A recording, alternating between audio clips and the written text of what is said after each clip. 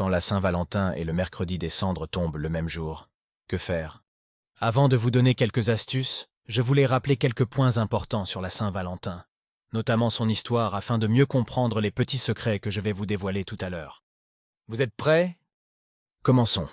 La Saint-Valentin, célébrée le 14 février, n'est pas une fête spécifiquement chrétienne, mais plutôt une tradition païenne qui a été adoptée par l'Église au fil du temps. Au départ, elle était connue comme les Lupercales, une fête romaine païenne qui célébrait la fertilité et la reproduction animale. En 496, le pape Gélas Ier a remplacé cette fête païenne par une célébration en l'honneur des 3 saints martyrs appelés Valentin.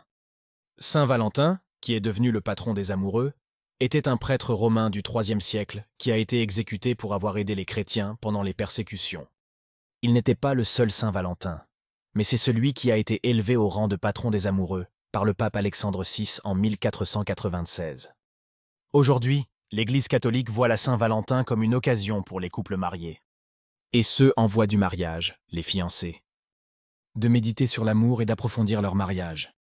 Elle n'est pas une fête obligatoire pour les chrétiens, mais plutôt une tradition qui peut être utilisée pour exprimer l'amour et la tendresse entre les couples.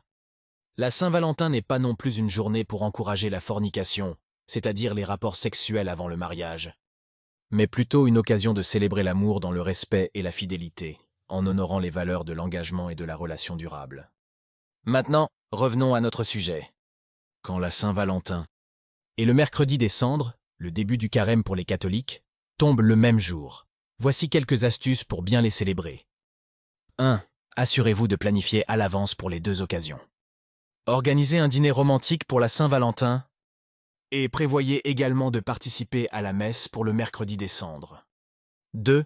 Pour la Saint-Valentin, montrez votre amour et votre appréciation à votre amoureux, mais n'oubliez pas de conserver un espace pour la prière et la réflexion le jour des cendres. 3. Assurez-vous de discuter avec votre amoureux de vos plans pour ces 2 jours spéciaux, afin de vous assurer que vous êtes sur la même longueur d'onde et que vous respectez les croyances et les attentes de chacun. 4. Trouvez des moyens créatifs de célébrer ces 2 occasions simultanément. Par exemple, vous pourriez écrire des lettres d'amour et des prières ensemble, ou même préparer un repas spécial avec des aliments compatibles avec les restrictions alimentaires du carême. 5. Respectez les traditions de la Saint-Valentin tout en observant les pratiques religieuses du mercredi des cendres. Cela pourrait signifier choisir des activités qui reflètent votre amour tout en étant appropriées pour la saison de carême.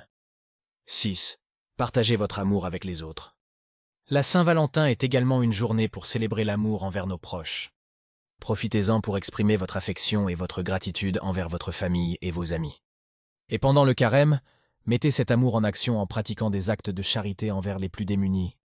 La Saint-Valentin nous rappelle l'amour inconditionnel de Dieu, tandis que le mercredi des cendres nous invite à la repentance et à une réflexion profonde sur notre relation avec Dieu et nos actions envers les autres.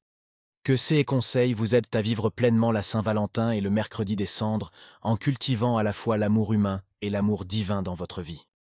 Que Dieu vous bénisse et vous accompagne pendant cette période sacrée. Amen.